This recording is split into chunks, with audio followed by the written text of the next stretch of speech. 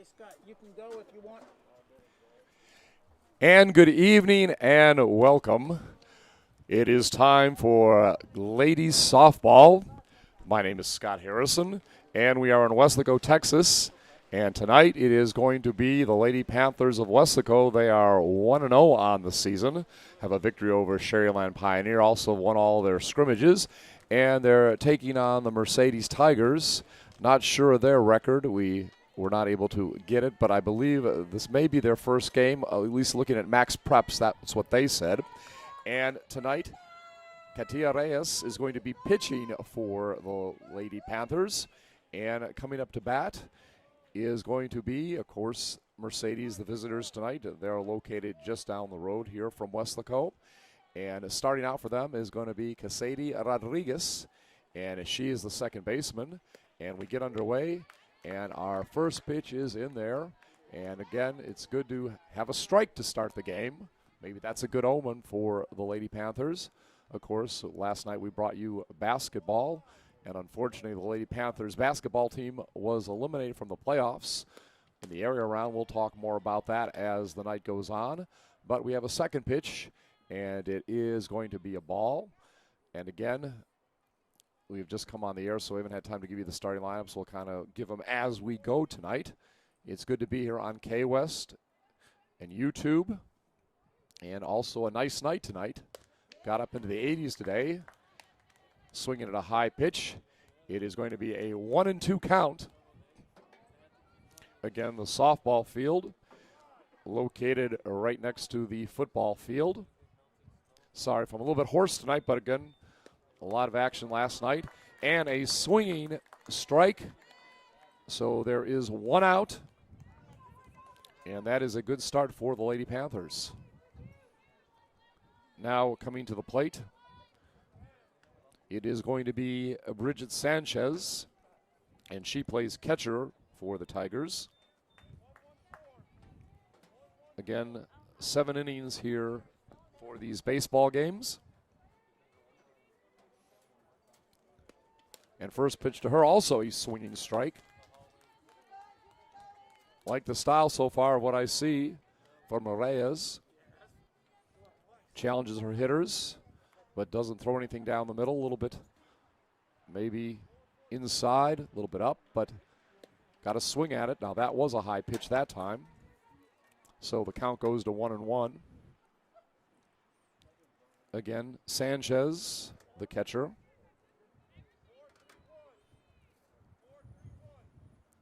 Glad to have you all aboard. Next pitch outside. So a 2-1 count. Mayo Rodriguez, head coach for the Lady Panthers. Perfect night for baseball. Probably going to get down into the 60s before we're done. 3-1 count. Of course, the Panthers in their usual purple and white. And next pitch, going to be a called strike on the outside corner. Mercedes in their white and burnt orange.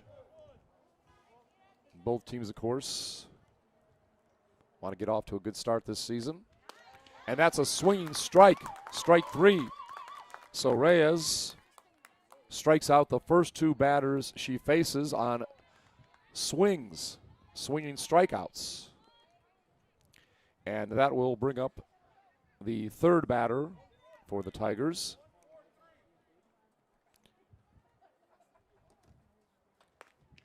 And this is going to be a ball.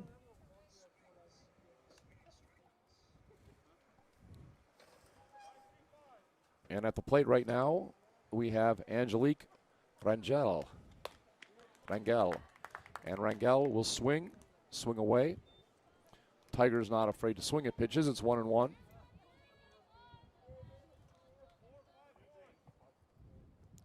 And she plays in the outfield. Left fielder.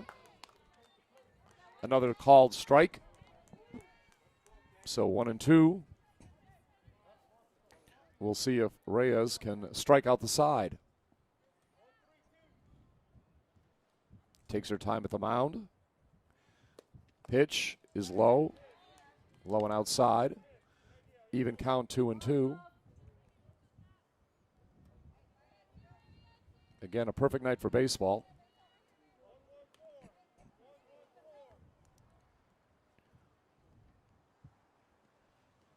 Here's the windup and the pitch. And it is going to be popped out. Nice job catching the ball is the third baseman, Mia Rodriguez. So a pop out to third base. 1, 2, 3. No hits, no runs, no errors, no one left on base. We've played a half inning here at Weslaco. And there is no score between the Tigers and the Panthers. Of course, last night, girls basketball, that was over in Laredo. Played at Laredo Martin. And it was, unfortunately, the end of the season for the Lady Panthers. They lost, but played a tough game. Lost 52-41. They did lead after the opening quarter, 13-11. But San Antonio Stevens proved to be just a little too much. Still, Lady Panthers basketball team made the second round, area round, for the 9th straight season. So that is quite an accomplishment. Of course, the boys team still alive. Over the weekend, they won in their first game of the postseason in the bi-district. And we'll talk more about that in just a bit. Obviously, the Tigers are warming up, getting ready to go in just a minute.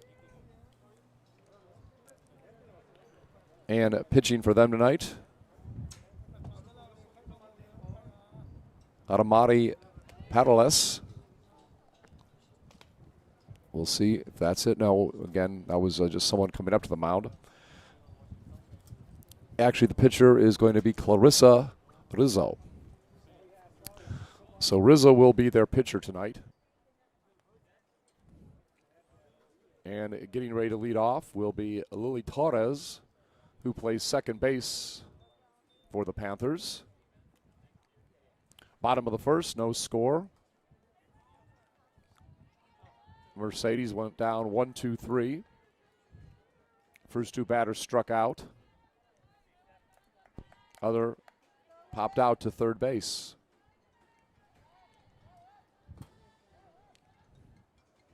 So Rizzo, with her first pitch, a swinging strike. Found the outside corner low. 0-1. Wind looks like it's blowing in tonight. Not sure how many miles an hour. Next pitch, high. Ball 1.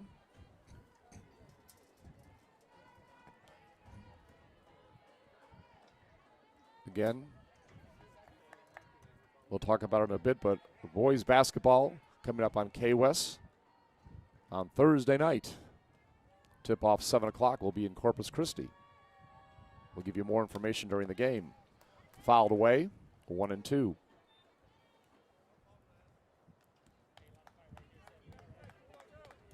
Obviously, some baseball scheduled for last week. I guess froze out. That might be the right word. School not in session. No sporting events, but back at it again this week. Pitch high, 2-2. I grew up watching a lot of baseball when I grew up in Chicago out at Wrigley Field. So actually growing up, baseball was my first love, at least as a spectator. Played a little bit myself, not really good at it, but enjoyed it. Pop up, goes to first base, and a pop out to first, 1 out.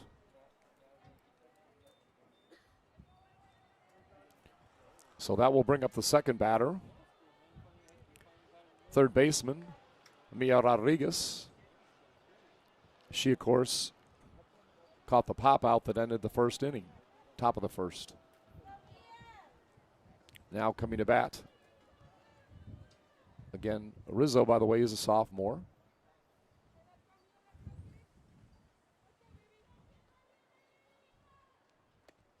And that is going to be popped up, but looks like it's going to be out of play in the stands. In the stands to our right.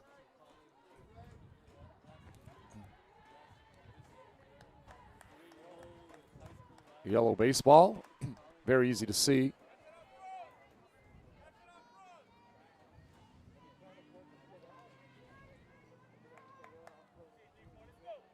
Rizzo coming back to the plate.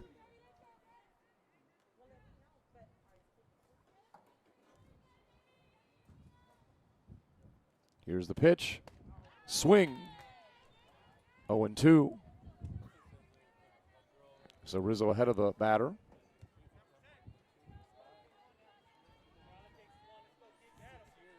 Nice crowd out tonight. No threat of rain. Sky looks clear.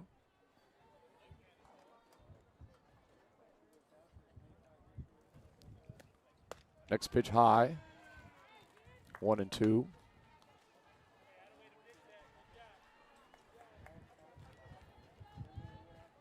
Looked like Rodriguez was taken all the way.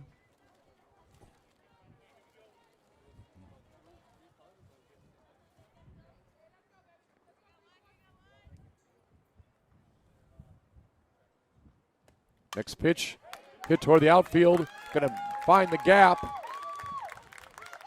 Goes back to the wall, and it is going to be a double. Now as the ball's thrown in, trying to get to third base, doesn't work, and Rodriguez is thrown out. So tried to stretch that double into a triple, did not work.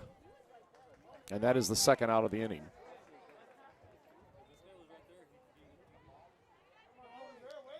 So coming to bat will be the catcher. Or actually, did they say she was safe? Let's double check.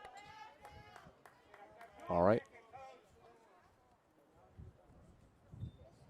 Rodriguez talking right now. Regardless, in a moment, Jules Garcia, the catcher, will come to the plate. No, she is out. But you can't blame Coach Rodriguez for going out there, stating his case. But that was a nice hit. Went to the wall between left and center. Rodriguez put a nice pop on that ball. So this pitch hits the corner. It's the outside corner. Strike one.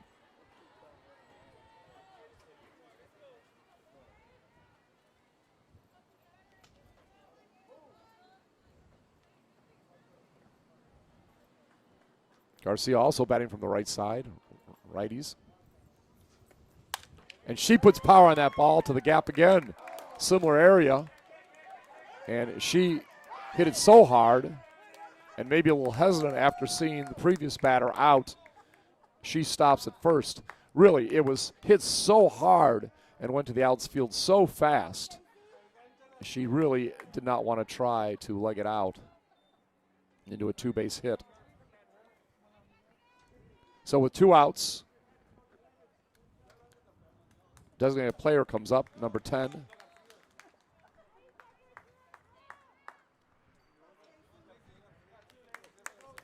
Stacey Batista.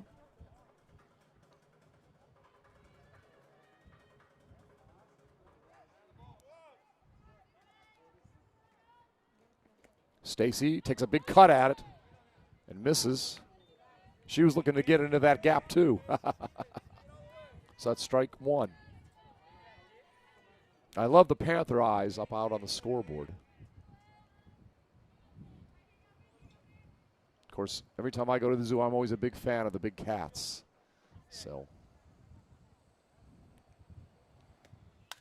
That ball fouled back. Once again, Rizzo ahead of the hitter. 0-2. So far, 2 hits in this inning. And the balls were hit hard both times. Unfortunately, on the first hit, as we mentioned, Rodriguez out at third base, trying to stretch a double into a triple. That ball is going to allow the runner to steal. Stolen base for Garcia. Also makes it a 1-2 count.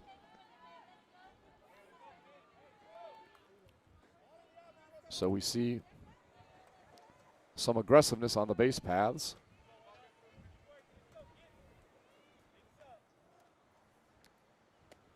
And that ball will go to short, right to the shortstop, who catches it for the out. So a pop out to short. We have 2 hits, no runs, 1 runner left on base.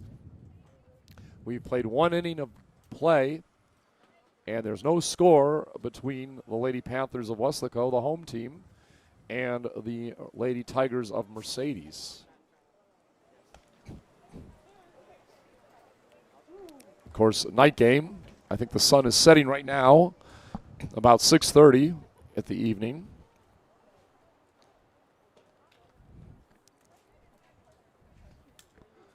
Again,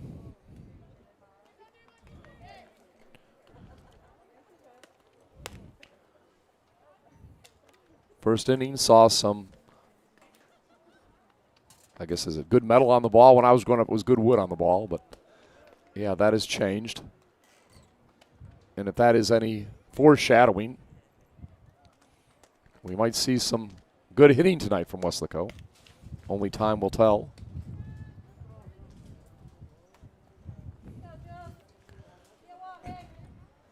Talked about that girls' basketball game last night.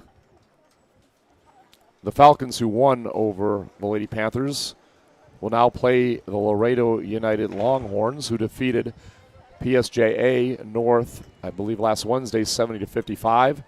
And the winner of that game is going to play someone from the Rio Grande Valley, either Harlingen or Edinburgh, either the Lady Cardinals or Lady Bobcats. So we move to the second inning of play. And now stepping to the plate is Alinda Camacho.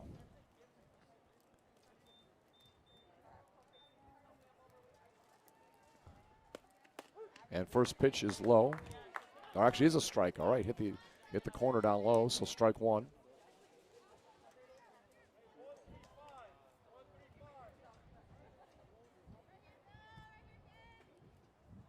She plays at shortstop. Another strike.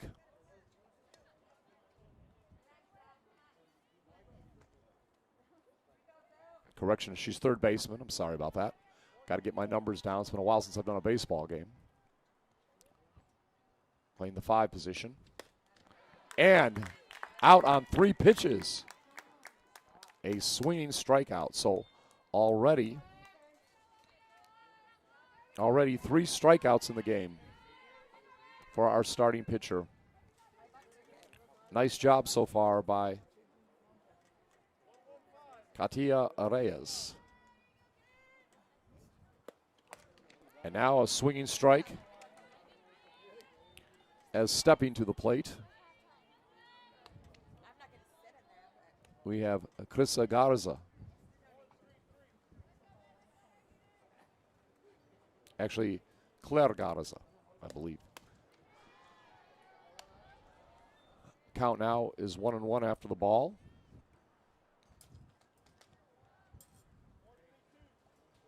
It's just so great to be able to play baseball again in temperate weather.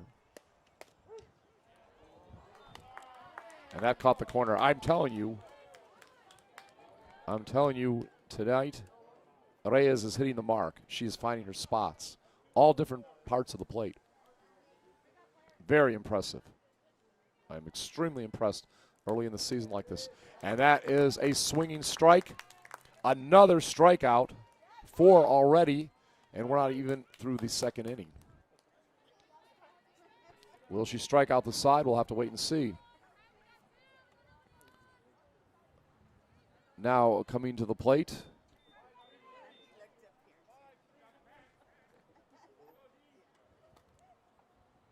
Adamari Paroles. And that's a swinging strike. She's the designated player.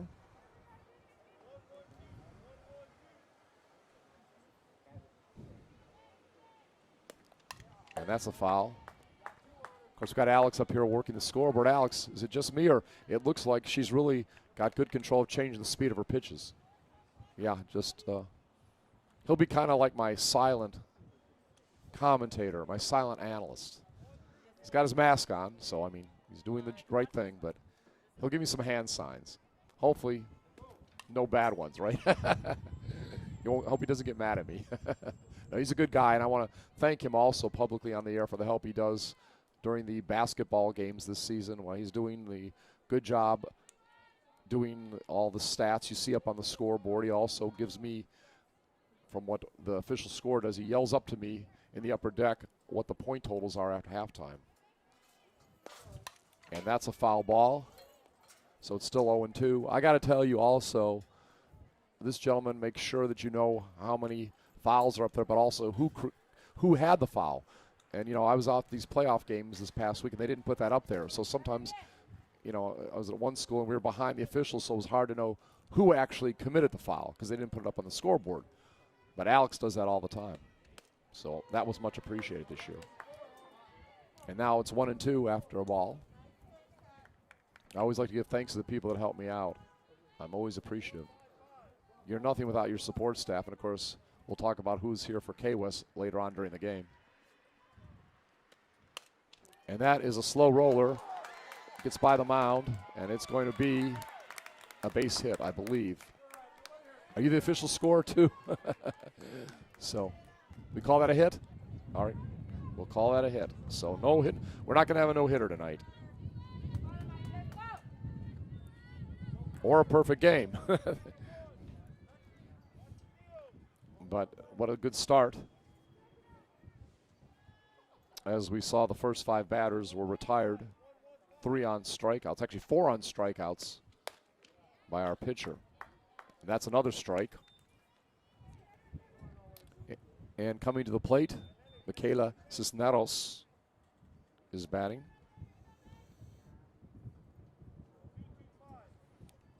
And she's our center fielder for Mercedes.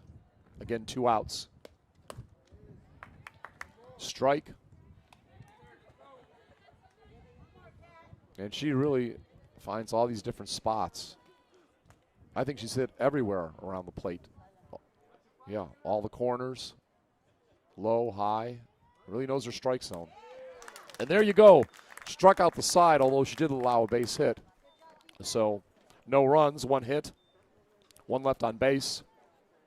We've completed an inning and a half, and it's still scoreless between Weslaco and Mercedes. Now, we were talking about basketball. The Weslaco boys, they defeated Edinburgh Academides over the weekend at Robert Vela High School, 43-38 in overtime, Class 6A action by district. So they're going to move on, and they're going to take on the San Antonio Warren team, the Warriors. They defeated Laredo United South last night, 51-44. And so this game is now going to go on and be played at Tuloso. I believe I'm saying that right. Tuloso Midway High School in Corpus Christi. And that is going to be Thursday night at 7 p.m. So we'll have all the action. And it'll be exciting to see how the boys of Weslaco do in area action.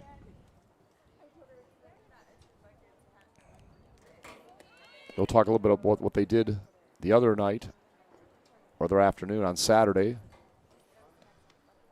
after this half inning. So we are in the bottom of the second.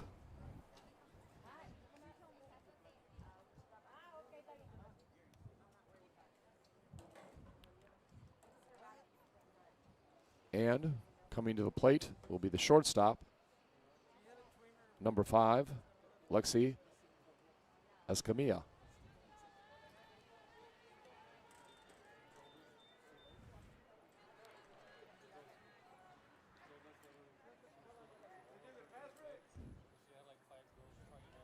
Sun has completely set now, of course. Nice lighting system here. No problem watching the games. And that first pitch is hit to the outfield. Fly out to center field. 1 pitch, 1 out. You're scoring F8. So that will bring up the left fielder, number 12, Jordan Diaz. Pitching, Clarissa Rizzo.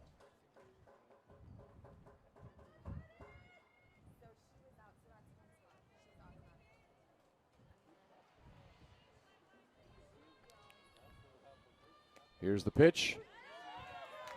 And it hits the corner. Outside corner, strike 1.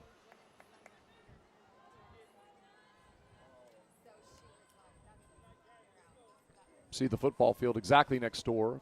Seen some great games over the years, both by the Panthers and, of course, also Weslaco East, the Wildcats. Wildcats, their basketball season has completely come to an end. Next pitch high, ball 1. Hopefully, more normality for the next football season. Miss those big crowds that the Weslaco schools all bring in. But we're appreciative to see fans at all this year and hope everybody's staying healthy. That's the main thing, safe and healthy.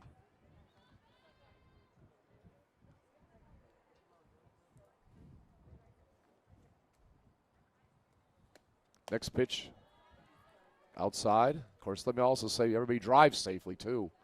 Tiger Woods in a serious car accident today. At least some sort of leg injuries. Don't know too much of the details. Happened this morning about 7 a.m. Los Angeles time.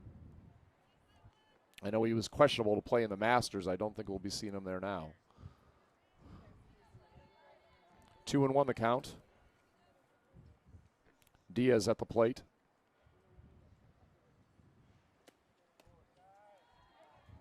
Ball low.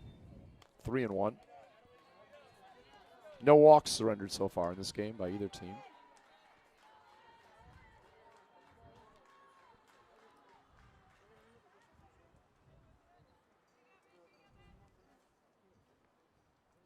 Again, batter steps out for a moment.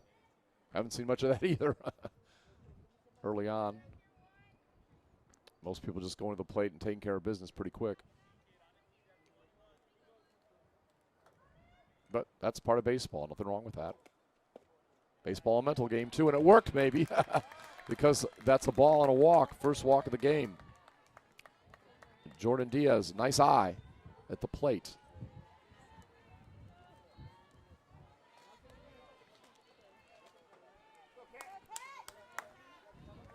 And now the pitcher comes up. Katia Reyes.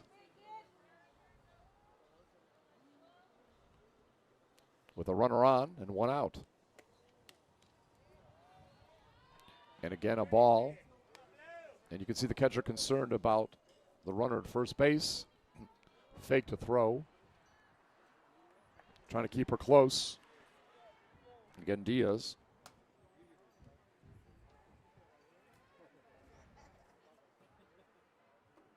Alex, I know you watch these games a lot. Diaz got some speed. Yeah, I thought so. Look like it. Look like it. They look like they're concerned about her. 2-0.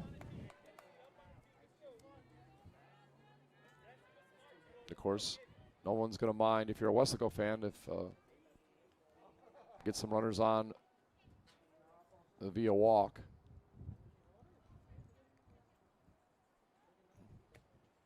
And that ball will go down to third base. Is it a possible double play? No, just gets it over to second to force the runner, so a force out. And that's going to be, I believe, 5-4 on the force out. With Reyes on first. And coming in to run for her is going to be Alexis Solis. At the plate, right fielder Julia Rodriguez.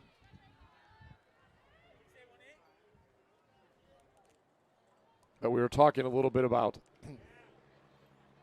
whether Diaz had some speed. She did a good job making sure she got to second and broke up any chance of a double play. Now that's a slow roller to the second baseman, but it will be an out. So that is going to go 4-3. And in the inning, no runs, no hits, one runner left on base. We've played 2 full innings and no score at Weslaco between Mercedes and the Lady Panthers. We were talking a little bit about that boys game that was played on Saturday, and Vince Paralez, of course, his sister Morgan plays for the Lady Panthers. Another big game, 18 points, 12 rebounds. J.P. Galindo, 10 points. And they held Ray DeLeon, a guy that I believe scored 39 the first time they played, to just 15 points. And he fouled out. And that was key in the overtime. Their best player was out of the game. And he's a dangerous player. I think I know he had 3 or 4 three-pointers he hit in the game. And, again, it was tied at 37 after regulation. And the Panthers won. Finally, only 1 point was given up in the overtime to Academides. And Weslaco won 43-48 as they scored, I guess, what was it, about 6 or 7 points to just the 1 for Academides. Big victory. And in a moment we'll talk about what one of the keys was late in that game to get them back into it, to get to that overtime. But first we need to say we're going to begin the top of the third inning. And coming to bat will be number 9 for the visitors, and that's going to be Bella Ramos. And Ramos plays left field. Right now, Maya Rodriguez, their head coach, giving some instructions to the battery mates. Reyes. Of course, the pitcher, Jules Garcia, the catcher.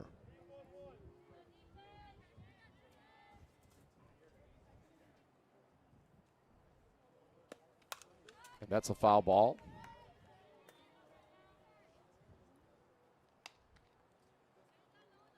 Only 1 hit given up so far by the home team.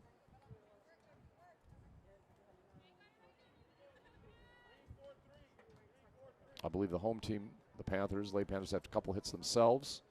A couple ones in the gap between left and center. So 2 strikes to start off the third inning.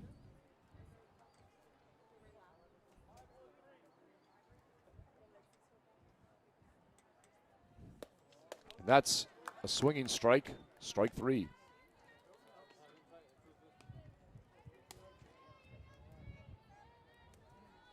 So as we see here in this game so far, 5 strikeouts recorded by the starter for Weslaco, Reyes. Another one there. Great control. Her ratio of balls and strikes would be very heavily favored in strikes if we were able to keep that statistic.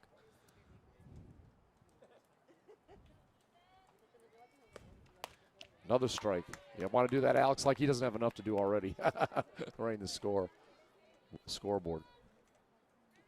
So another strike. Or a ball again. Well, actually now we have a 1-1 count. Strike that time. And that's a swinging strike. She's got a nice little hitch, Reyes, in her delivery. Might have kind of stalled the batter for a second, kind of figuring out what's happening. Yeah, that off speed, as Alex just said. And there we go, another strikeout, swinging.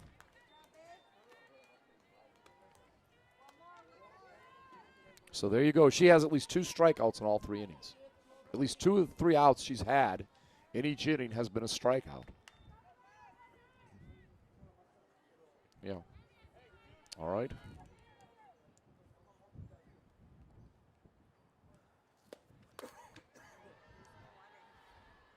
Okay. That is going to be a ball.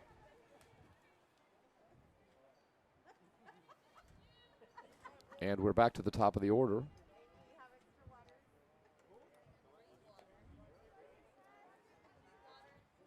It's Rodriguez. Casita Rodriguez.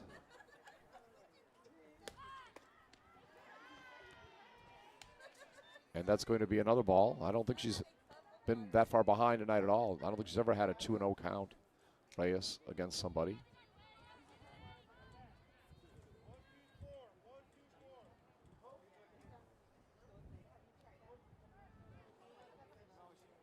We'll see what happens this time. That time, swinging strike. Went after some high heat. You like that? So it's going to be 1-2. Actually, 2-1, I'm sorry.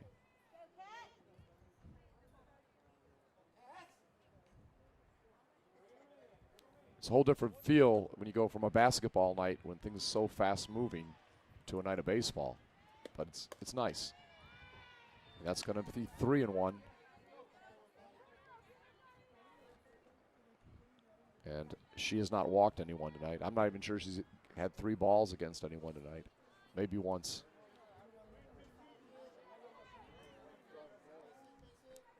First time up, Rodriguez struck out.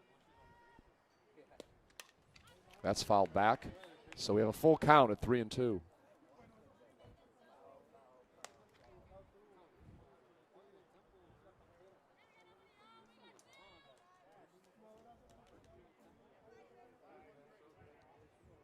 Let's see if we have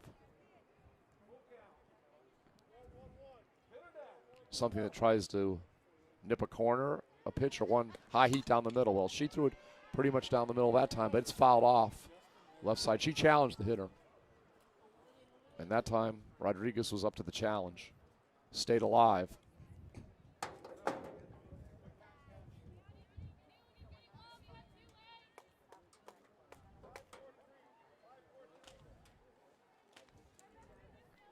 The wind has been pretty consistent. Blowing tonight. Again, that foul down the left side. I remember growing up, going to Wrigley Field in Chicago, everybody wanted to keep a foul ball. That was their goal. Never got one at that time of my life.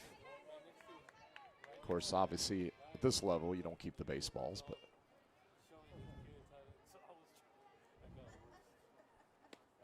that one's also fouled away.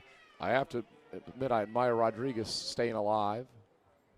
And maybe Reyes having to be a little more careful how she pitches. Can't try to nip the corners so more for strikes. Has to kind of throw it a little more up the middle, not to walk the batter. So it's making it a little bit easier for Rodriguez to stay alive. And here we go again down the middle. But this time she is going to hit it to second base. And that is going to end the inning 4-3. And she is out. So no runs, no hits, no errors. No one left at base. We've played 2.5 here in Weslaco.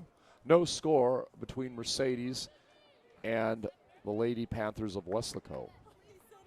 We were talking about the boys' basketball action.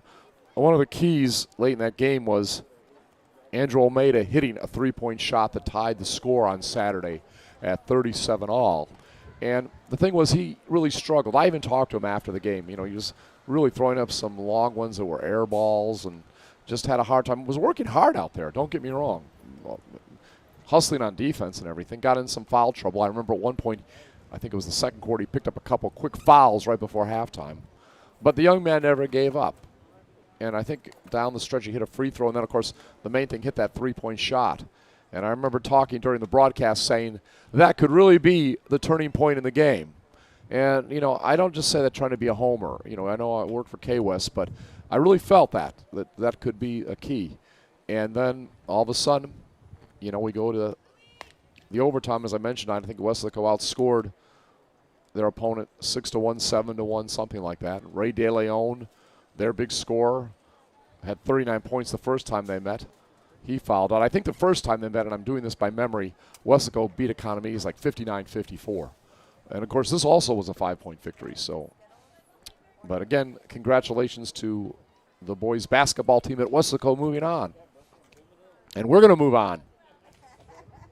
The bottom of the third coming up. And, again, no score. And we will see if the Lady Panthers can get a rally. They've hit the ball hard several times.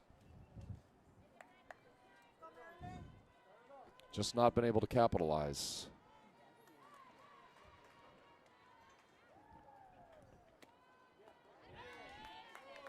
And the first pitch is a strike. Merlin Chariaria is up, first baseman, number 19.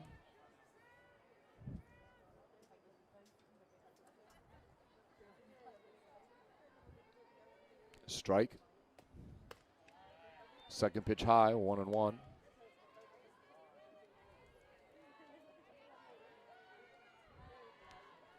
Alyssa Rizzo is the pitcher. She's gone all the way so far for Mercedes.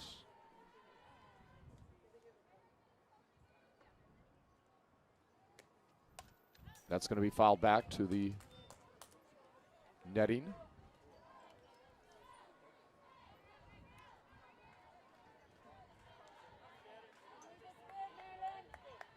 And we're getting word that Tiger Woods broke both legs and shattered his ankle.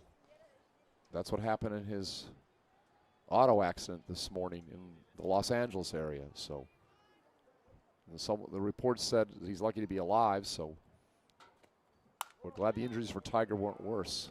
Pop up to third base, and that'll be the first out of the inning. Back to the top of the lineup, we have Lily Torres, number 7.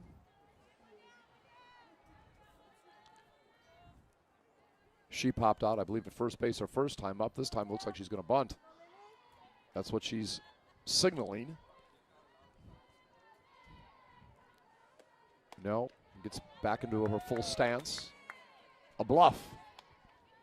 Like a good poker player, right? Had the bluff out there. So, it paid off because it was a ball. Again, she gets that stance like she wants to bunt.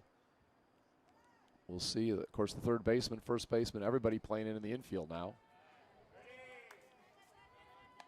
And that's going to be a ball again. You have to wonder if that rattles the pitcher at all.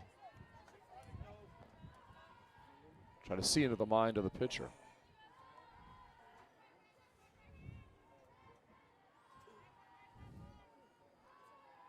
Here we go, infield playing in, and it's going to go to the third baseman. And that is going to be a bad throw, and it's going to get Lily down to second. She gets to second easy. Are we scoring that a hit or an error?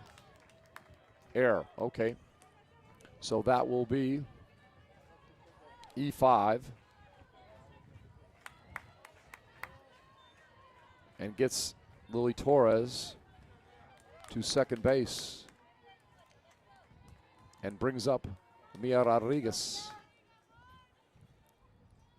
Rodriguez, if I recall, hit that ball sharply in the alley between center and left field, but tried to stretch a double into a triple and was called out, though Maya Rodriguez did argue. It looked to me initially it was out in real time, but it was close. I can't argue with the argument, by Coach Rodriguez. You got to do what you can, protect your players. First pitch is a strike. Have one out. Lily Torres looks like she's getting ready to be in a race there, and she goes halfway down the base path as that is a ball. Alex, Lily got some speed, doesn't she? Again, you just kind of can tell who's got that running speed sometimes, just looking at how they address themselves out there.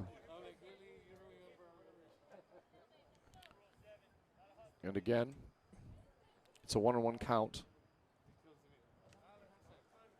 Batter steps out of the box. Rodriguez asks for time. Now it looked like the catcher, she's going to ask for time. She almost ran out there without asking the umpire for the time, but that's fine. Now the team's playing some mental games. You can't blame them. It's a cat and mouse kind of game sometimes. Well, I guess it would be a cat game a little bit, right? Because we got the Lady Panthers. And with the Tigers, they're big cats too. Not sure where the mouse fits in. So, again, we want to say it is a 1-1 count, one out. And we have Lily Torres, who plays second on second. And we are in the bottom of the third, no score. That pitch high. We know the Lady Panthers, they are 1-0. They defeated Sherryland Pioneer. We're not sure about Mercedes. We looked at Max Preps. Their coach was very busy before the game, so we didn't really get to talk to her. But according to them, this is their first game. Not sure about that. Again, with all the weather postponements, it's hard to know who's played and who hasn't for sure. That's definitely inside. So 3-1.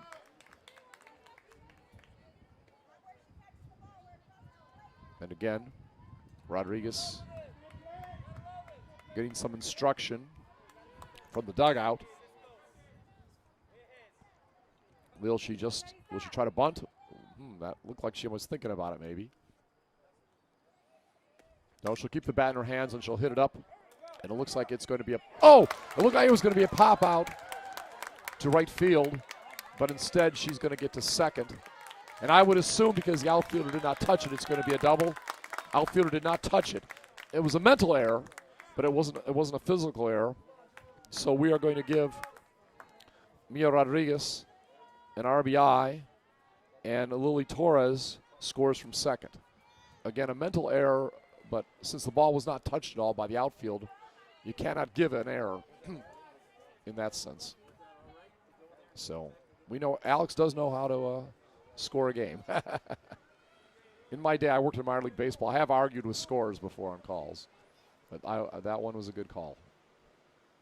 So, coming to the plate now, we have Jules Garcia. And she also had a hit the first time in the alley, down to, or between center field and left field. And now she's got a runner on base, and the first pitch was a strike.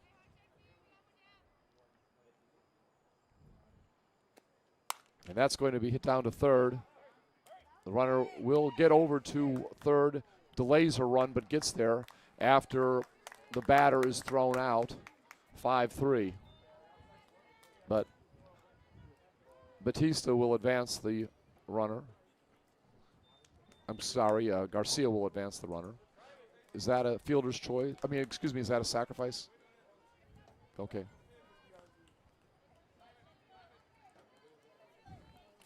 So, with 2 outs, we have a runner at third and a 1-0 lead for the Lady Panthers. And again, stepping to the plate, Stacey Batista, who popped out to short for first time at bat.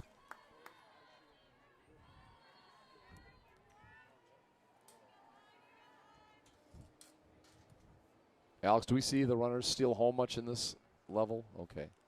I know it's short infield. Pop. Catcher tries to run for it, but fell harmlessly to the ground if you're a Lady Panthers fan. 1-1 the count.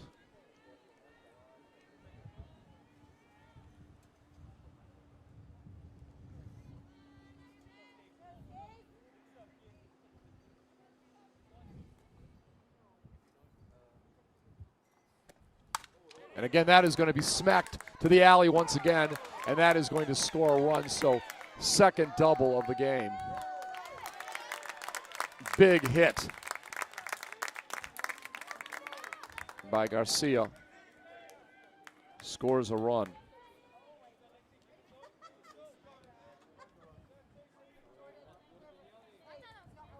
Excuse me, by Batista, I'm sorry.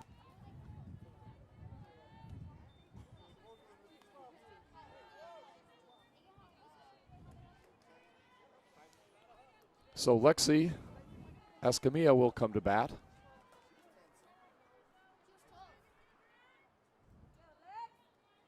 Lexi flied out to center her first time up.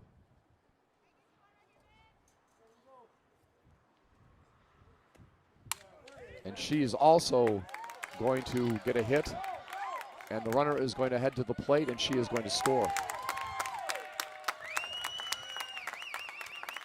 So Lexi gets an RBI on that single.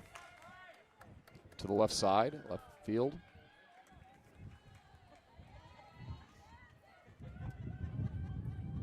So nice job there.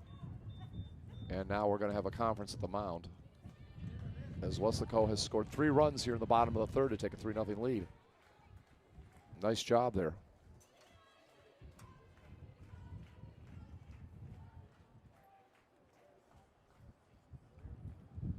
Torres, of course, has come in. We've seen 3 hits and an error contribute to these runs in the inning.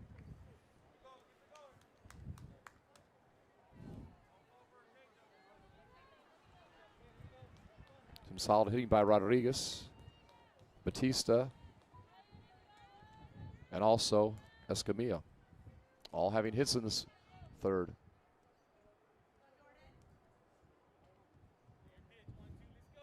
And again, Jordan Diaz at the plate. She walked earlier, and this time she is going to have a little flare. There's going to be fair down the right field line, and that will score another run. And she is going to go for a triple. A triple. Pretty play. Pretty play. Diaz, of course, left fielder.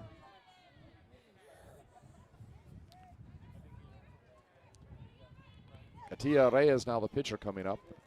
And she's got to like the fact that they built a nice little cushion for her. And she'd like to add to her cause as she comes to the plate with a 4-0 lead. All the runs here in the bottom of the third. That was a strike. She's got a pretty bow in her hair. What would that be, a fashion accessory there? Fashion conscious. All right. She'd probably say, just want to keep the hair out of my eyes. And she is going to have a ball that gets over the head of the right fielder. Over the head of the right fielder, and she's going to go for a triple. Another run scores. So nice job. And we are never trying to be negative on young people, but the right fielder really has struggled a little bit tonight, the right fielder. That's a couple times she's misjudged a ball. And again, that happens. Again, it's early in the season. We're not trying to be negative on the young person specifically, but just talking about how these runs have been able to come in. It's tough out there. I sure couldn't judge those balls out there with that. And that wind is out there. I wish I could ask her about that wind. What is it blowing from left to right? Going out? It's going out? Okay. Oh, the wind's blowing out. It's got a little bit of gust to it. So let's say that may be tough for her to play that position out there. Again, we're not trying to be just negative on the young lady. It's rough out there. It can be rough, especially early in the season. So are we having a pitching change? We'll have to wait and see. No, we're just a discussion. It is now 5-0. 5 hits in this inning, all 5 runs.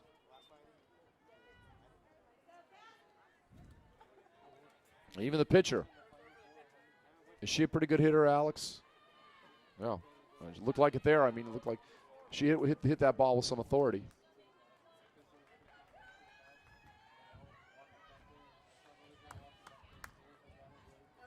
Just out of curiosity, do they have a 10-run mercy rule in this league? Yeah, they do. Okay.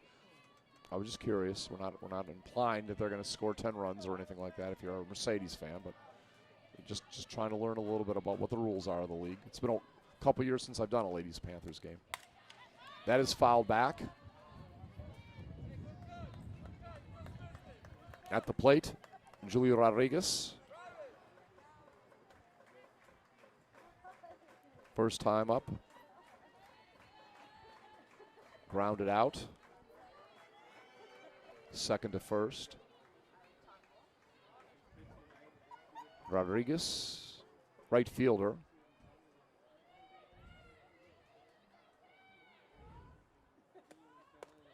Ball's high. So Alex, this is their biggest scoring half inning, right? Obviously, of the season, only the second game. What was the score of that game again against Cherryland Pioneer? 5-2. So they've scored as many runs in this game, in this half inning, as they scored in their other game. 5 in this inning, 5 against Cherryland Pioneer. That's fouled off. If you're just listening, Alex is doing the scoreboard here, but I'm talking to him, getting some insights. And so if you're just wondering who Alex is, who I keep talking to, people do tune in and out, so I have to kind of inform them what's going on. 1-2. 2 strikes. Big inning for the Lady Panthers.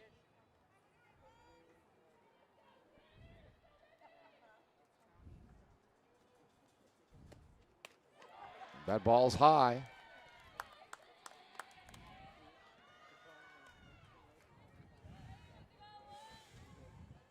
And again, this is the 9th batter of the inning.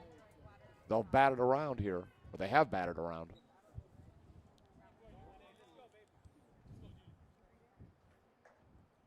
Two and two's the count. Popped up. Pitcher will take it. And that is the end of the inning. So, in that inning, 5 hits, 5 runs, 1 error, 1 left on base. We have played 3 complete innings so far, and it is the Lady Panthers of Weslaco.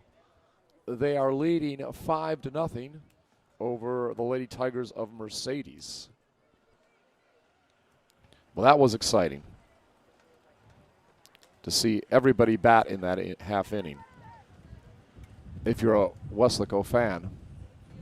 And that has to be encouraging to see that your team has a little pop out there.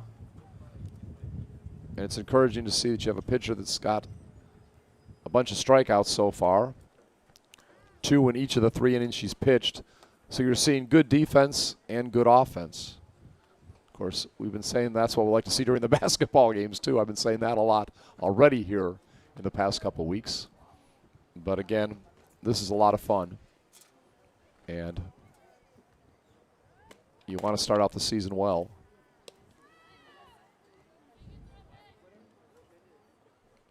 And I would assume if it goes well, Alex, that Reyes would probably pitch all the way, a complete game, as long as she stays. They could bring in, who would they bring in? Oh, Julie. Okay, so Julia Rodriguez could come in possibly. All right, thanks, Alex, for that insight. So possibly we could see Rodriguez later, depending on what happens here with Reyes. We're beginning the 4th inning. And stepping to the plate is number 6 for the visitors, Bridget Sanchez. Sanchez struck out her first time up tonight. We've said that about a lot of players for Mercedes. And Reyes, again, high heat.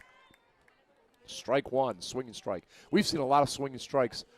I would think that most of the strikes tonight have been swinging. Thinking back on this game so far. Here's the next pitch, and again, it's high, so it's 1-1. Very nice facility here. Nice press box, very comfortable.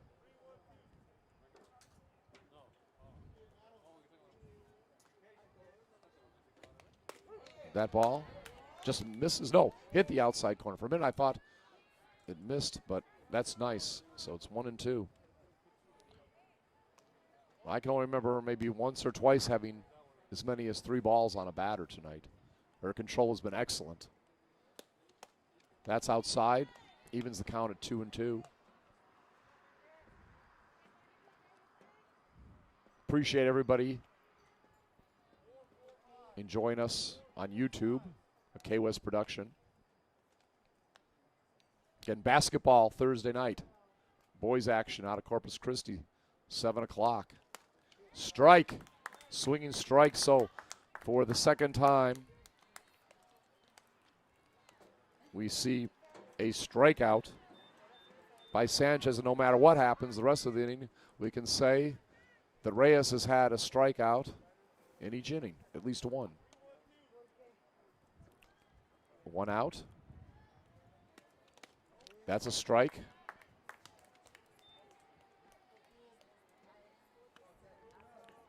Angelique Rangel on at bat right now.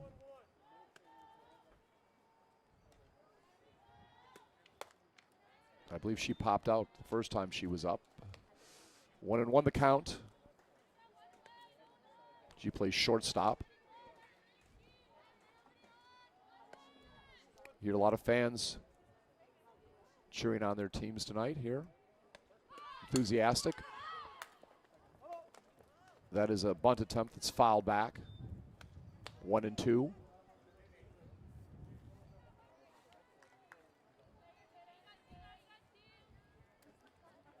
Just love to see competitive action in sports. It's so good to see young people involved in sports. I know I wasn't the best runner in the world, but I did some cross country and track, and I think it was a real good influence on my life, even to this day. I've been involved in high school sports.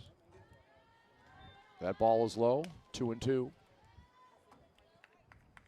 Mercedes, burnt orange jerseys, white helmets.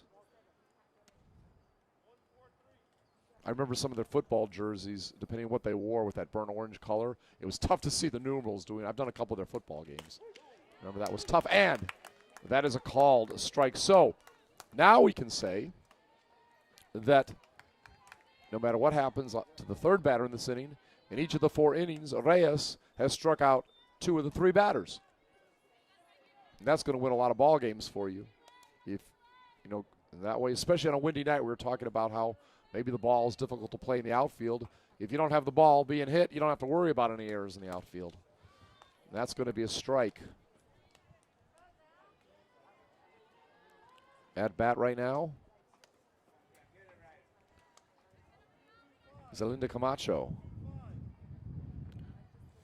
She struck out her first time up. Here's the pitch. Strike 2.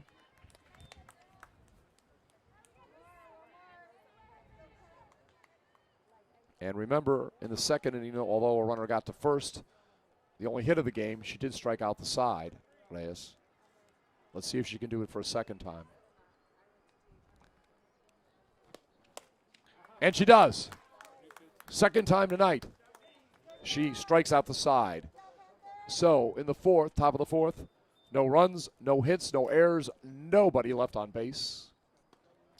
And we have gone through 3.5 innings. It is Weslaco leading Mercedes by the score of 5-0.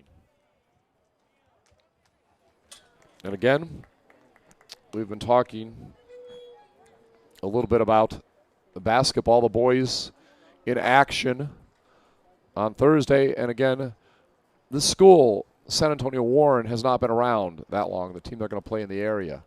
They're named after former Supreme Court Justice Earl Warren. I remember growing up as a boy in the 60s, he was the head of the Supreme Court. A little history there from District 28-6A. And they've had a couple guys at least go to the NBA. I think the latest was Taurean Prince, if you've heard of him. He was in the class of 2012 at Warren, so they've had some decent basketball players over the years. And if you're just tuning in, they're going to be the opponent for the Weslaco Panthers boys on Thursday night when they travel up to Corpus Christi. A lot of us thought they might be going back to Laredo once again. And the reason they go to places like Corpus Christi and Laredo when they play a team from San Antonio, those are kind of considered midpoints for the two schools to travel. And that's why a lot of times the games end up in San Antonio. End up either in Corpus Christi or in Laredo if you're playing a San Antonio team. We see the umpire talking with a member of the coaching staff of Mercedes. We'll see if there's any type of change. I think there's a pitching. Is there a pitching change? What's that? Not pitching. Okay, we'll have to wait and see. Not sure who it is yet. We are here in the bottom of the fourth inning. Lady Panthers, big third, batted around, scored 5 runs. And now we'll see what they can do here in the fourth. Again, a scheduled 7-inning game. And first pitch is going to be a strike.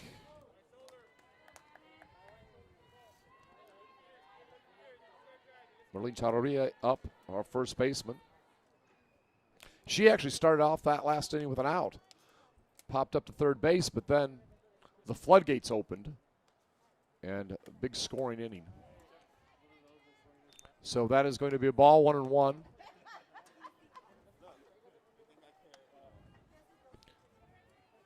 Still pitching, Clarissa Rizzo for Mercedes.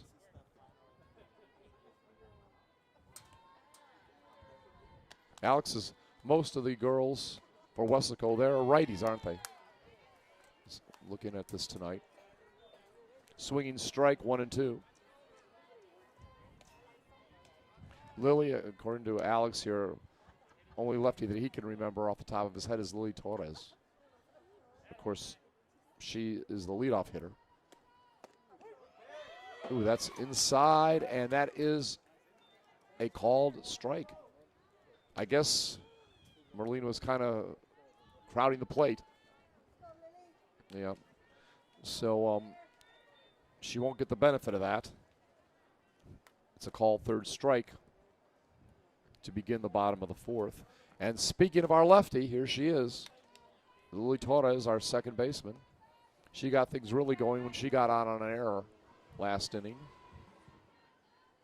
Also popped out in the game. And can she do the drag bunt pretty good? I can just tell by her stance. She can. Talking to Alex here, who's doing the scoreboard. Yeah, he says drag bunts, slap bunts. Do you like doing a little broadcasting here tonight? Kind of like our mime broadcaster. We don't hear you, but we know you're helping us. Ooh, that goes through the legs of the pitcher, and that will go to the outfield, and that is going to be Lily's first hit of the night. So although Lily scored last inning on an error, actually got on base and then scored. She got on base as a result of an error and then later scored. Let's get that straight. She now has her first hit. And that brings up Mia Rodriguez. And Rodriguez had a double in the last inning and scored. We're going to talk about a lot of people scoring last inning. And she comes to the plate, our third baseman. That's going to be a nice changeup. She got ahead of it.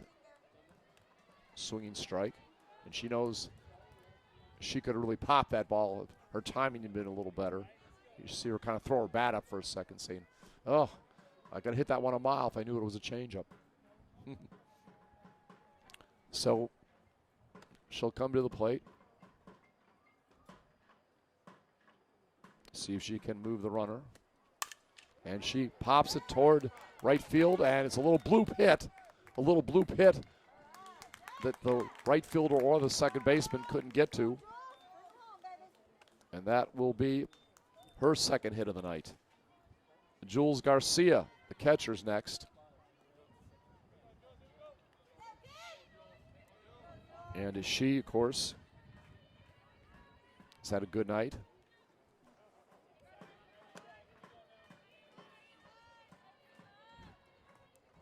Has a hit in the game, I know at least one.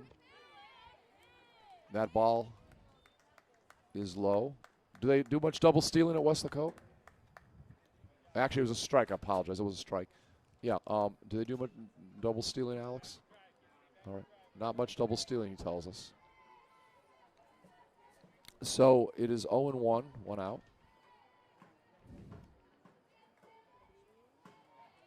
Double steal is always fun to watch. A double steal involving home plate is one of the most exciting plays I've always thought in baseball.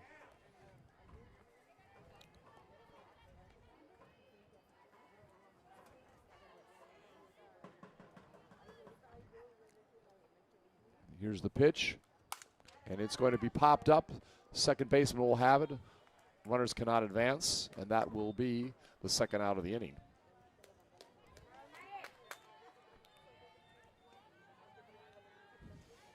So it'll bring up designated player Stacey Batista, number 10. Stacey had a hit in that last inning that contributed to the 5 runs, also scored, obviously.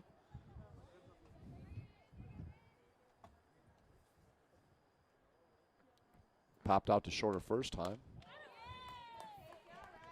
Swings at a high pitch, strike 1.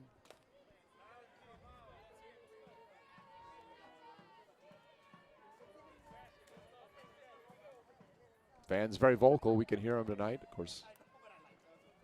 It's always fun when your team's ahead. That ball grounded into the dirt. 0-2 count.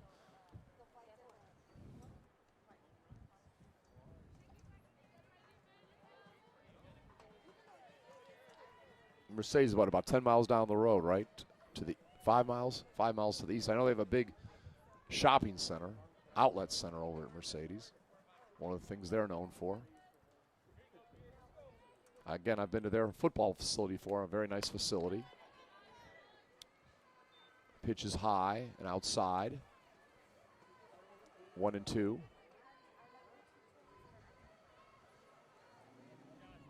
It's different being in this booth. I usually see my crew that I work with, but I can't see them. So I guess they're all doing okay. At least I know they're not getting wet or getting too cold tonight.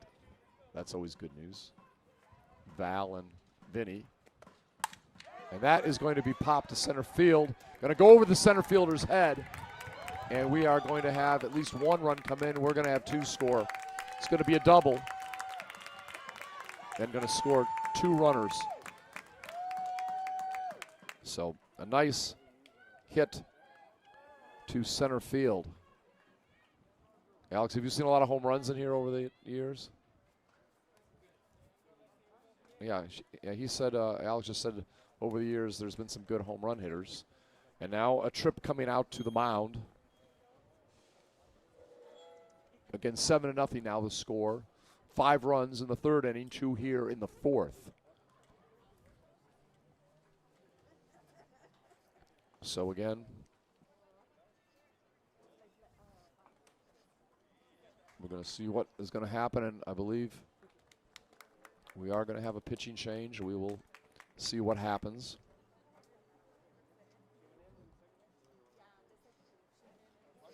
And again, this has been a good offensive outing. Only the 2nd game for Weslaco in softball, and they had 5 runs the first time, already 7 runs in this game.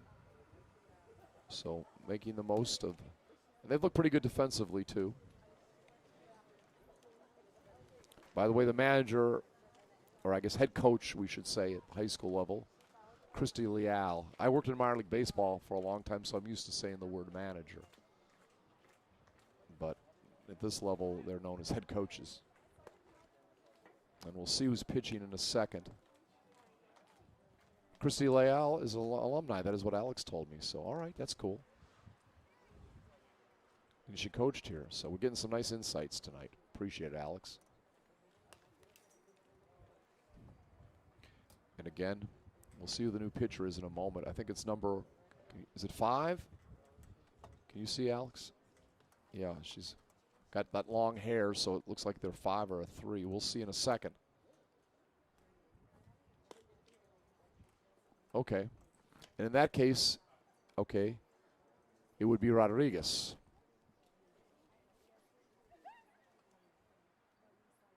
And Rodriguez started the game at second base.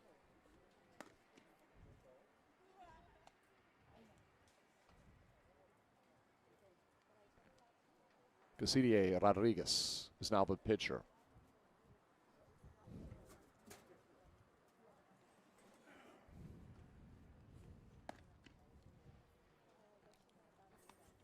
So the starter went 4 2/3 innings. Gave up 10 hits and 7 runs and would be still responsible for the runner on second. Getting ready to bat for Weslaco now that the warm-up pitches are done. Alexia Scamamilla flied out, also had a single and scored in that big inning. Big third inning. Third was a big inning. Now maybe the fourth will be too.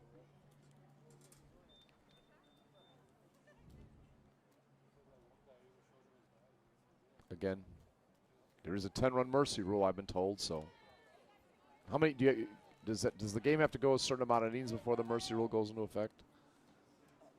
Okay, the game has to go at least 5 innings, even with the 10-run mercy rule that would come into effect. Yeah, well, this is what we think at least. So, right? Oh, it might be 15. If you called 15 and 3, then that might be a mercy rule too. Okay. Okay, Alex is not sure of these things, but we're just trying to get some insights. We're kind of in spring training too, right, Alex?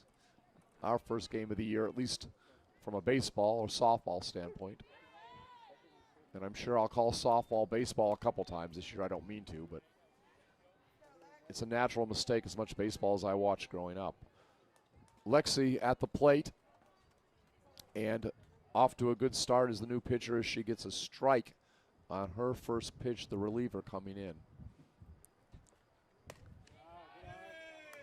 And now it's a ball, and I heard someone yell, "Good eye," yelling some encouragement to the batter, Lexi. Yeah. I remember all those chants, "Hey, batter, bad batter, swing." People still do all that? Yeah. Yeah, Alex said the people like to chant, even here at Weslaco. That was inside. 2-1. I heard people saying, "Hang in there, Alexia." They say stay in there. I don't know. That got pretty close. I think I'd bail out that last one myself. All right. Again, we've got that runner on second. 2 outs. That's a high pitch, a wild pitch. But the runner may be out. No, it's safe at third. Got underneath the tag. So nice job there. Getting to third base by Batista. Underneath the tag. I was almost sure. Didn't you think, Alex, for a moment she was going to be out? Yeah. Yeah. But she did a nice job getting to third.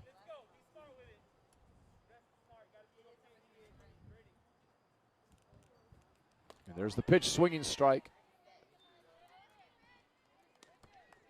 3-2 is the count, full count.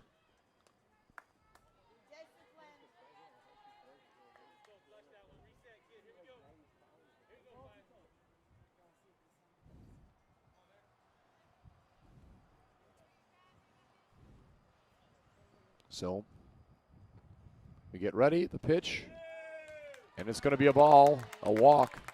So now we have runners on the corners, first and third with 2 outs.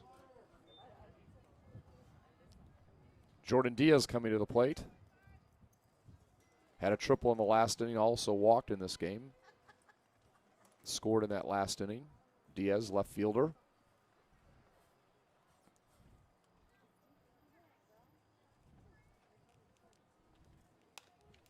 And that ball hits the net. I think if they didn't have a net, that one would have headed toward my window here. So it's 0-1. Of course, last batter, it was an 0-1 count for the reliever that's come in. But Rodriguez then lost the batter finally to a walk. And that ball will roll to third. Slow roller, but fast throw to first. And that is going to retire the side. So in the inning, we had 2 runs, 3 hits, and 2 left on base. We have now played 4 complete, and it's 7-0. Weslaco is up on top of Mercedes. So 2 big half innings for Mercedes for Weslaco after being held scoreless over the first 3 innings. And Alex, has the boys baseball team started playing yet? Okay. Okay, so Alex believes they're playing, so that's good. It's good to see all the teams starting to get back and get back to a normal situation here. All right. And okay, so he thinks they had a game yesterday. I hope they did well. We'll give you more details. I'm sure we'll be doing boys baseball as the season progresses. And always fun to be out. Do they play day games on the weekend, Alex? Sometimes on Saturdays, all right. I know as the year goes on out here, it gets very hot in the Rio Grande Valley, but there's nothing like a night. Of course, I grew up watching games at Wrigley Field back when it was all-day baseball in Chicago as a teenager, so I was used to being out in the sun a lot and seeing games, and there was nothing like a nice afternoon game. But again, when it gets to be 100 degrees by the end of the spring, you'd much rather be a night game, obviously. So, but this is a perfect night for baseball.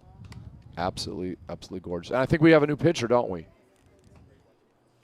Okay, so Julie, as you predicted, came in. Julie Rodriguez will take over. But what a nice 4 innings for Reyes. Very, very nice. Katia Reyes struck out 5, 7, 10 batters. 10 batters in 4 innings.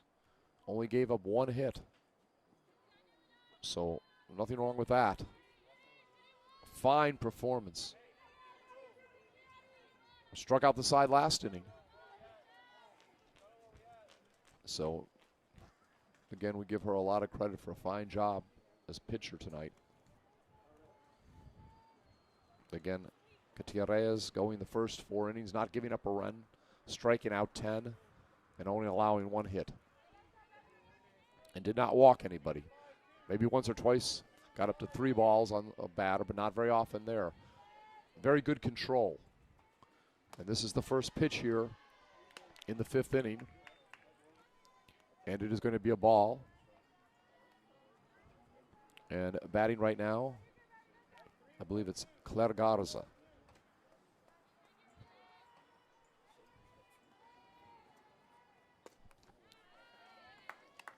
And that is going to be a strike, something we've seen a lot of tonight.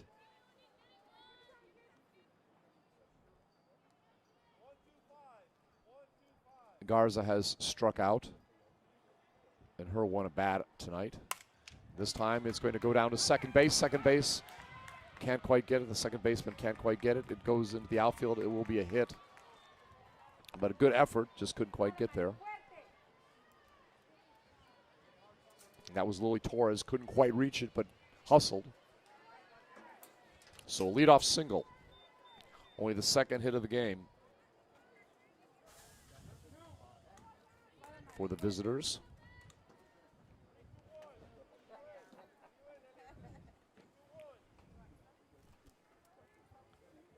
And coming up, Ramari Parales. And she will hit the first pitch foul. So 0-1 count. Leadoff batter on.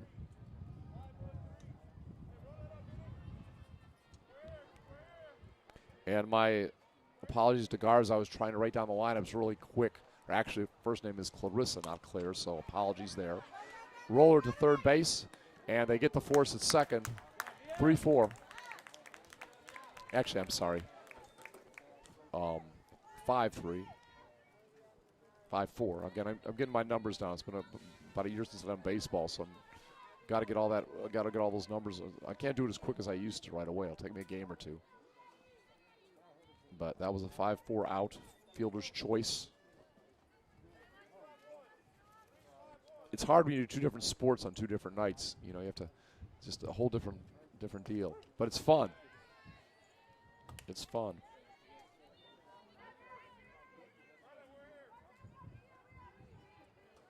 So now,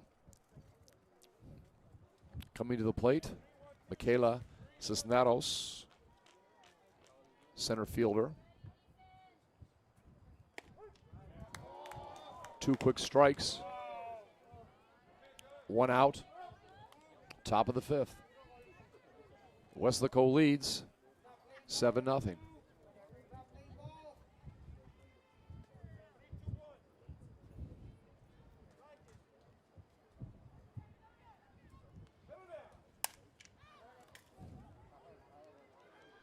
That ball is caught.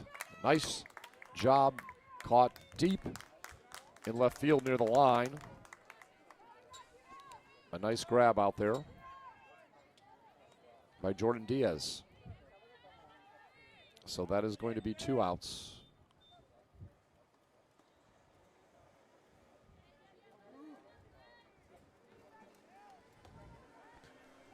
Stepping to the plate,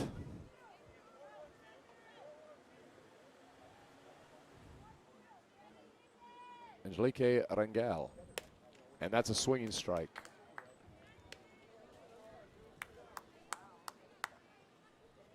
As we look out there, doesn't look like you lose much with Rodriguez out there.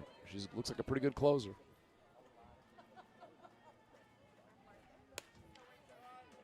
That pitch high. 1-1.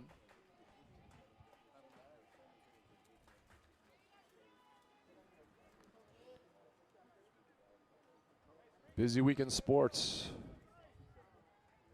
After nothing happening last week because of the weather, a lot of the Weslaco teams in action this week. That's a pop, and it's going to be an out. Pop out to second. So in the inning, no runs, 1 hits, no errors, 1 runner left on base.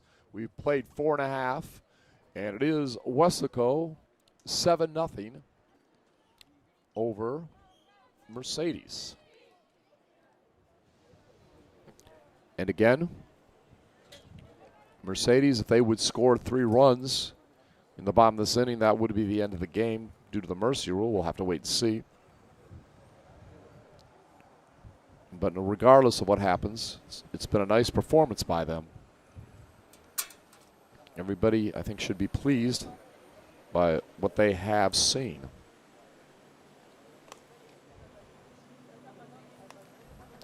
Do want to thank once again Laredo Martin, the high school out there in Laredo that hosted the girls' game last night between the Lady Panthers and Stevens of San Antonio.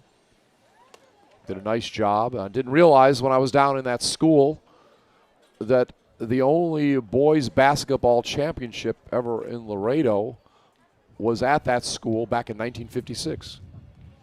And they have a real old gym. We were in the more modern gym, but they have a really old gym. And a lot of us were disappointed the game wasn't played in the old gym. And I think it's like called Bill Beatty Gym or something. It's named after the coach that led that team to the championship in 1956 over there at Laredo Martin. And it was the first time I've been only to Laredo twice, once for a football game with Weslaco a few years ago, one of the Weslaco teams at least, and it was on the edge of town. That's where the big football facility is, very nice complex. But it was the first time I got to drive through the city of Laredo. And, again, enjoyed it. It was always nice to see a new town, another border town. And that's how that was. So we go to the bottom of the 5th. And we'll have to check now, where she's playing now. She went to short, okay. Katia Reyes, who was the starting pitcher that did that nice job in 4 innings, now playing short and batting. And she gets a hit to start off the 5th inning. And it goes back to the wall. Miscue, and she's going to get a triple out of it. Is there any error on that play? Okay, so it's a single and an error? And a 2-base error, right? A single and a 2-base error. Okay, thank you on that. Our scorer, Alex, told us that. So that was very nice by Reyes. Again, two-base error gets her to third.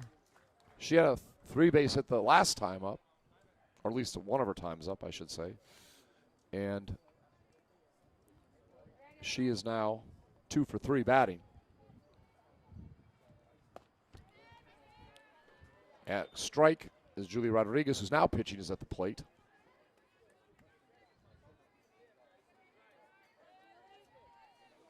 And again,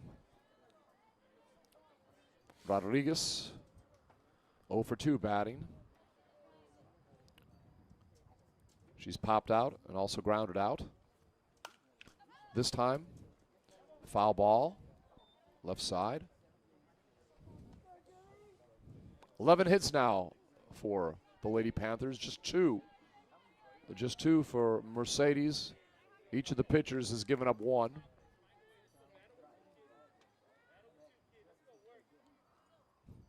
But lots of strikeouts in this game.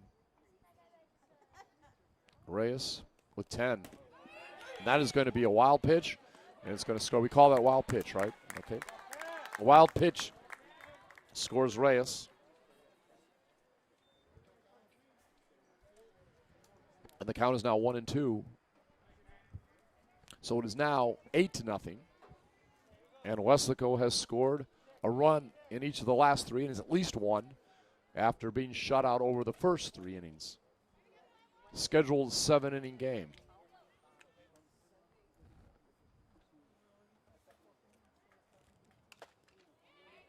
Foul ball. 1-2. The dark night sky has completely engulfed the Rio Grande Valley. I guess I could get a little more poetic, but that'll be enough for now. And not a drop of rain to be found, thank goodness. Or an icicle either. Actually, a couple of those days where I live up in McAllen, I had some icicles on the tailpipes of my car last week. 2-2 now, the count.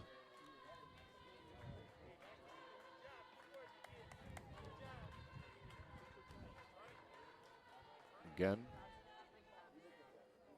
we'll be bringing you a number of games this year. Know some people can't get out, don't feel safe coming out.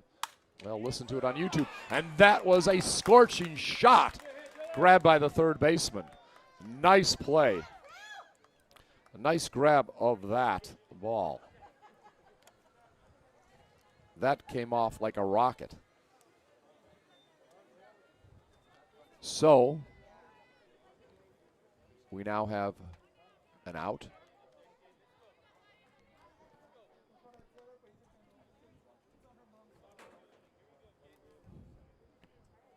And Marlene Trara is up.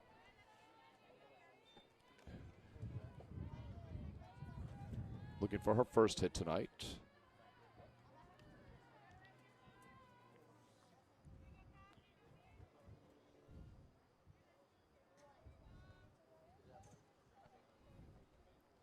Want to know the count? Count's now even at 1-1.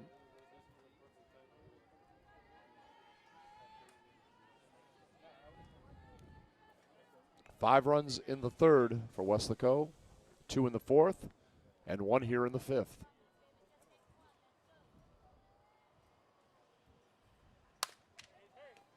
That's a shot down the third base side, a nice grab. And that is the second out. So that went 5-3. And I'm liking what I'm seeing. Vasalinde Camacho defensively. Caught that hot shot. And there's a couple times grounders have come to her and she's had good arm strength, throwing it across the diamond to get the runner out. Bunt attempt by Lily Torres. Winds up being a ball. 2 outs again.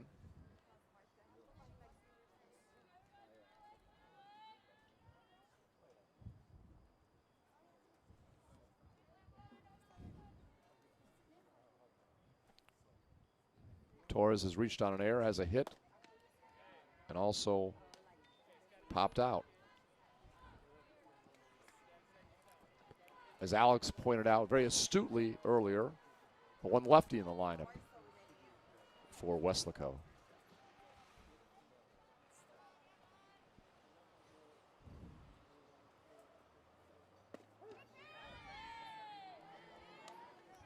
Eight nothing, 2-1 the count.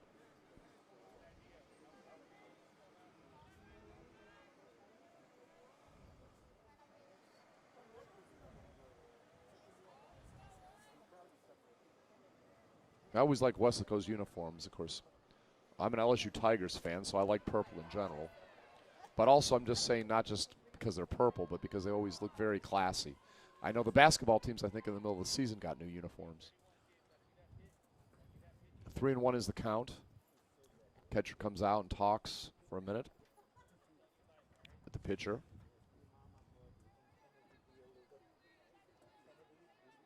Rodriguez.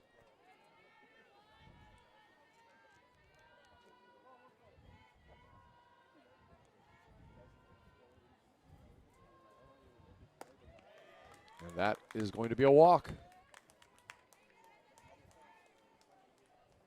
So Lily Torres comes to first, and Mia Rodriguez comes to the plate. She's got a couple hits tonight, scored a couple times. Double and a single.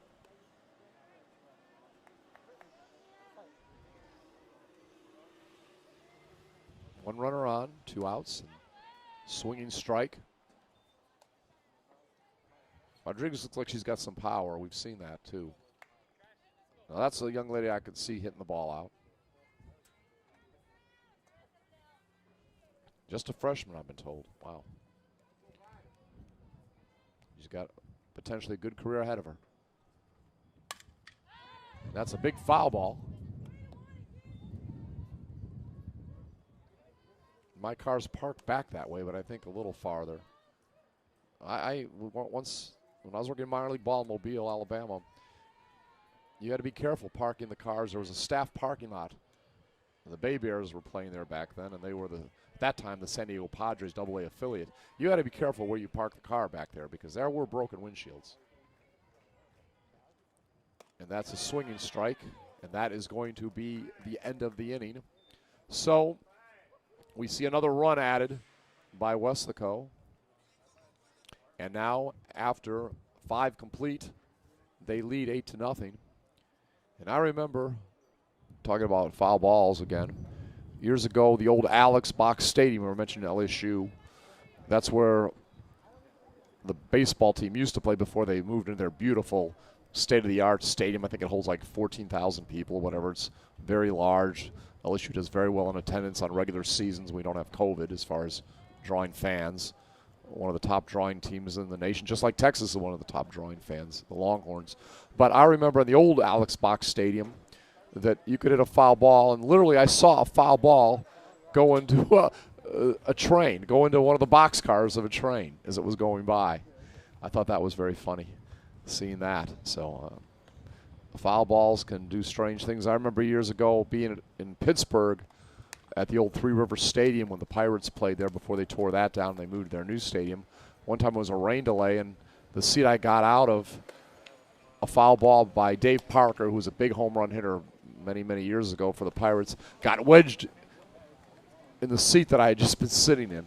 So had I been sitting there, I would have got a foul ball. But actually, the Bay Bears a couple years ago moved from Mobile, and I went to a game there where they had all the old staff members come. We had a day, and I actually got my first foul ball. I got wedged into one of the screens. So I kind of cheated when I got it. I kind of wedged it out of the screen. I didn't have to catch it the hard way like with a glove or barehanded. So we are going to go now to the top of the 6th inning. And again, an 8-0 lead for Weslaco.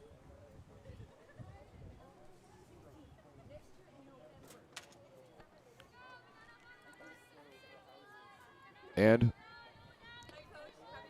we see Mercedes back trying to see if they can at least get on the scoreboard. That is looks like a new batter in there. Is that correct? Is that, trying to check here. Is that number 7? I think it looks like Michelle de la Torre. And that would be a new player in, if that is the case. Okay, so 7 has come into the game to lead off here in the 6th inning. Seen her first action of the night.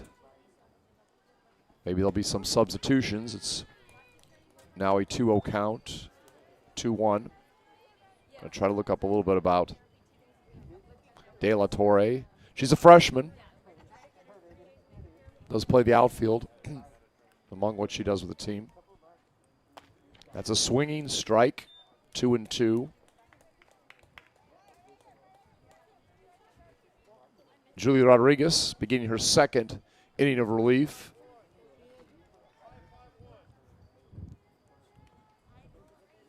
Hoping to preserve the shutout. That's a high heat, and that is a swinging strike.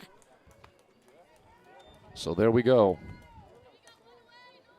And I believe that's her first strikeout of the game after 10 by Reyes over the first 4 innings. And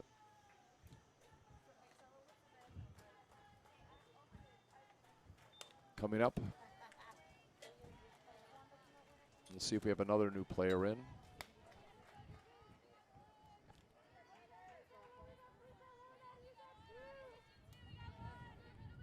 New player? Okay. So it's number 5 in.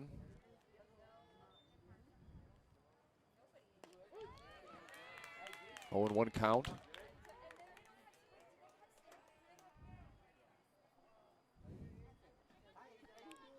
Rodriguez batting.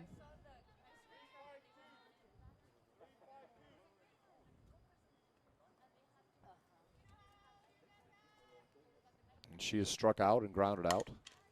This time she'll ground out for a 2nd time. And 2nd time today, 4-3. 2nd time today, second at bat, she's grounded out 4-3. So there's 2 outs. And coming up, we have Bridget Sanchez. Sanchez has struck out in both her appearances.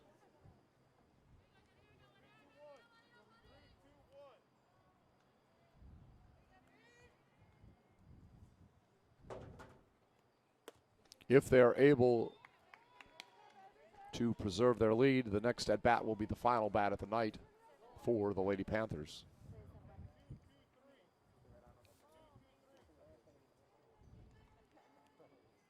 And again, it's been going all their way. That's a pop out to 2nd. And that is going to be a very quick inning. So, no runs, no hits, no errors, nobody left on base. We have played now 5.5 innings. And it is the Lady Panthers over the Lady Tigers of Mercedes, 8-0. Early in the season, I know a lot of times teams sub with big leagues, but I would wonder maybe if just for the most part, I know they had a reliever come in, but for the most part, maybe the Lady Panthers will just stick with their starters just to get them some playing time. We'll see. Yeah, been a couple, you're right. Just talking to Alex here who's running our scoreboard. But overall, like I said, I think, and I don't know, I know most coaches are critical. They'll always find mistakes. That's how you make your players better. But I'd have to say that a lot more high points in this game than low ones. Obviously, you can always find something. You want to, as a coach, to keep your team motivated, keep them focused, especially early in the year. You don't want them getting, what the word is, I don't know, conceited, thinking they're better than they are, because that can come to haunt you later. But dealing with most of these Weslaco teams, that doesn't happen. All the coaches I've dealt with are very good at keeping their teams on the mark, so to speak, and focused. That reminds me, I need to talk to Roy Stroman, the head football coach, find out how some of the players are doing as far as football players getting scholarships and moving on to the next level. We had to talk about that recently, and several of them we're working on things, trying to get to the next level. Some of the seniors in college football. Probably talk more about that as the weeks go on when I see him again. But again, I know. Do any of the basketball players play softball? The lady basketball players? Okay, I was wondering if we'll see any of the, now that the season is over for the women's basketball team, if we'd see some of them come out for the softball team. All right, so we have a substitution now as we begin the bottom of the 6th inning. Could be the last half inning. And this is going to be Rami Nunez. Rami seeing her first action. I remember Solis ran one time for the pitcher. And that is going to be a strike. And you know, if you're a sub, you want to make the most of this situation. This is not, let's just try to get this game over. You want to impress the coaching staff. You want to get some numbers. You want to get some more playing time. And that was a hard hit, but foul. Good cut at the ball. Rami, another righty. Again, Weslaco, as far as what we've seen tonight, all right-handers except for the leadoff hitter, the second baseman, Lily Torres. Count is 0-2. Here's the windup and the pitch. High, 1-2. We've seen good control tonight. Nobody really come close to getting hit, really. On either team, there's been no hit batsman tonight by either pitchers or any of the pitchers.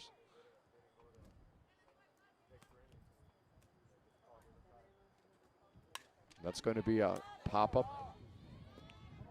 Maybe a catch by a fan, but not by a player. I remember growing up in Chicago, a lot of the older men would go out and they'd play softball, but they had this old big marshmallow-looking softball. It's like 16 inches or something. I don't know. It's huge. And you really just tried to position it. It wasn't like you could hit it a mile, but you would try to position it into part of the outfield and get it over somebody's head. And these guys could barely run to first base. They had not been to the gym in a while, let's put it that way. So fitness was not one of their bigger fortes. A lot of these players that were in those leagues in Chicago, the 16-inch softball leagues. What's that? So here we go. 1-2 count. And that is going to be some high heat, and you got to give the pitcher credit on that one. But Romney, she took her cuts. And again, I thought she had a pretty good stance out there. Made the most of her opportunity, even there's one out. All right, we're going to see if we have another sub come in or who's up. We'll see in a moment. Again, yeah, so it is number 3 batting.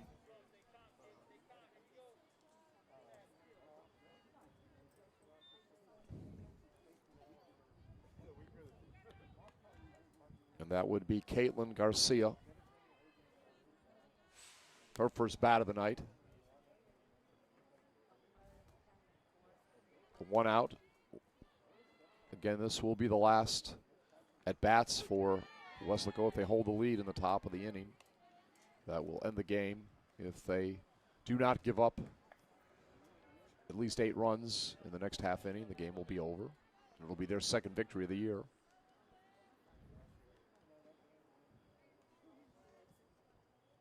Garcia listed as a center fielder. This is her first at bat. 0-2 the count.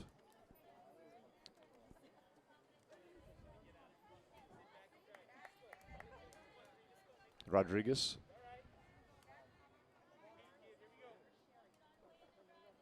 Hanging in there. Trying to finish strong. Lobbed in there, and that's going to be a ball, 2-2. It's amazing how strong these young ladies can throw the ball underhanded. I've always marveled at that. I mean, there's an art to doing that.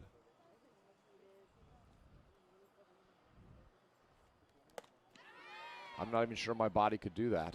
And again, a strikeout. So 2 in a row for Rodriguez in this inning. And coming to the plate is Lexi Escamilla. She could be the final batter of the game, for Weslaco at least. We'll see. She's had a good game. She's had a hit. She's walked. Among what she's done tonight.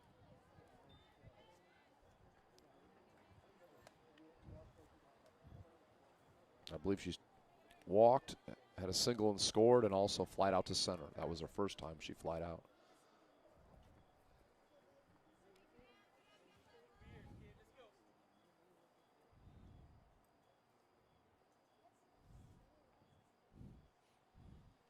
All right, the windup in the pitch. 1-1. Do people do the 7th inning stretch here, Alex? Gonna get me some peanuts and Cracker Jack, right? If that old traditional song. My father actually worked for Cracker Jack at one time. That's a swinging strike. 1-2. So Rodriguez 1 strike away from striking out the side. Reyes did it twice tonight for Weslaco in the 2nd and 4th innings. 4th inning or final inning of work.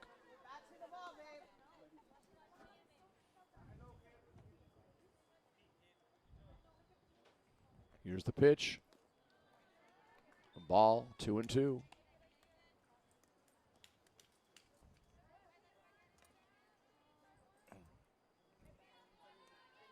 Going to take a day of rest tomorrow before heading off to Corpus Christi on Thursday for that 7 o'clock area matchup involving Warren from San Antonio and the Weslaco boys in basketball. And that is going to be a strike. So Rodriguez strikes out the side. No runs, no hits, no errors. Here in the 6th, we go to the top of the 7th. See if Weslaco can close it out and have their 2nd victory of the season. All hoping for that, obviously, if you're a Weslaco fan. And again, beautiful evening to enjoy a baseball game. And we want to thank our K-West staff tonight, putting this all together. Our on-site producer, Val Zamora. Of course, he's been busy. He traveled last night to Laredo, so didn't get much sleep. We got home, I guess, by the time I got back to McAllen around 11. I'm sure they all got back to Weslaco close to midnight, so I think they're back at work at 8 o'clock. So Val's had a long couple days, probably getting ready to travel again on Thursday. And, of course, Vinny Berry, my buddy, he's always does a great job as our videographer. We've seen all the great camera work he does in all the sports, football, baseball, basketball, whatever you need him to do, soccer. He's the man with the plan, and he's doing it again tonight. At least I'm glad for these guys. It's nice out. It's a nice night to be outside. I'm actually in a booth, but I've got the window open, enjoying the breeze, and have enjoyed the nice day overall. I know it got up to 82 today. It was really foggy this morning. I don't know if it's going to be foggy tonight, but if you have to go out at night, be careful because it was very foggy when I got up this morning. But again, thank you to our K-West crew, and look forward to joining them on the ride to Corpus Christi on Thursday. So we are getting ready, if you're a Weslaco fan, hopefully for the last half inning of baseball. And coming to the plate, Angelique Rangel. Here's the first pitch. It's low.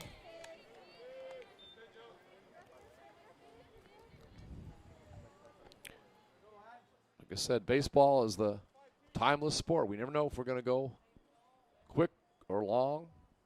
I've been over the years in some very long games. This is going to be a grounder to short. Out 4-3. So, quick start to the inning. And Rangel, of course, as she's 0 for 3, she's struck out once, popped out, and now grounded out. And this is the young lady coming up next, who's done a real nice job at third base defensively. We saw her just glove a hot shot to the corner there. We saw some nice throws from her tonight. Celinde Camacho. And swings at the first pitch, strike.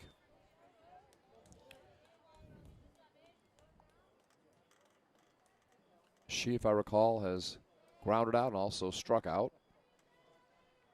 Again, Weslaco 2 outs away from their second win of the season.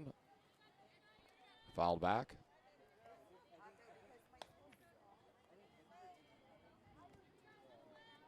Oh, 0-2 count. Weslaco again scored 5 in the third, 2 in the fourth, and 1 in the fifth. Big inning in that third where every batter batted. They batted around, and that's going to be a strikeout. So that is at least the second strikeout tonight for our reliever. And if I'm right, that's at least 12 strikeouts tonight for the pitchers of Weslaco. Very impressive. That means 4 right now, 4 of the 7 innings were just strikeouts. 3 outs an inning. So that would mean, my math, even if the final batter just grounds out or pops out, whatever, you'd have 12 outs by strikeouts and 9 by some other method. I never was a math major, so hopefully I'm right on that. I stuck to English and business. So here we go. 0-1 the count. Clarissa Garza up right now, and she's going to ground us short. Will this be the final out? It is. It's out. 6-3. So no runs, no hits, no errors. And again, Reyes will pick up the victory. And of course the save goes to her buddy out there who's done a nice job and really got after it tonight, Julie Rodriguez. So our final lines tonight, Weslaco, 8 runs, 11 hits, no errors. Meanwhile, for Mercedes, no runs, 2 hits, 1 error. Final score, 8-0. Weslaco, the Lady Panthers over Mercedes in softball action. And we see the Lady Panthers now 2-0 in the season.